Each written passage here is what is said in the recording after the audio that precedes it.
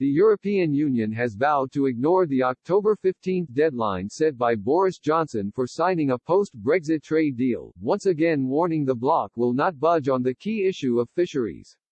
Michel Barnier, the EU's chief negotiator, warned European ambassadors at a meeting on Wednesday any discussions at the Crunch European Council summit in Brussels next week of a compromise, particularly around fishing, would damage unity. Clement Beaune, the Europe Minister for France, said, "Our fishermen will not be a bargaining chip for Brexit.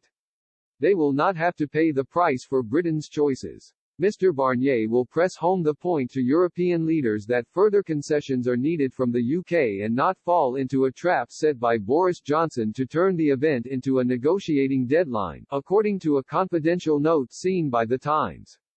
The EU only want to limit the summit conclusions to a simple statement, taking stock of negotiations and noting that while progress is being made on a trade deal, they will not sign one at any cost. By taking this approach, Mr. Barnier is hoping to distract over the compromises he has already made in talks with UK counterpart David Frost, or is planning to make. EU diplomats fear major setbacks in signing a deal if the discussions stray into the details of talks, which could risk a hostile reaction. One diplomatic source said, "Boris keeps saying that a deal is oven-ready, but Barnier will not want to come to leaders with any half-baked detail, especially on fish.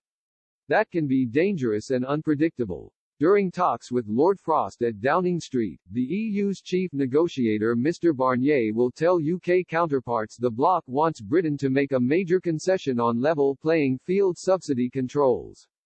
The UK government has accepted principles on state aid or subsidy control will be part of any free trade agreement but is so far refusing to being bound too much to what the future enforcement regime will be. Lord Frost is also standing firm over a demand from the EU that Britain adapts regulations in line with European legislation on the environment or food safety as it develops.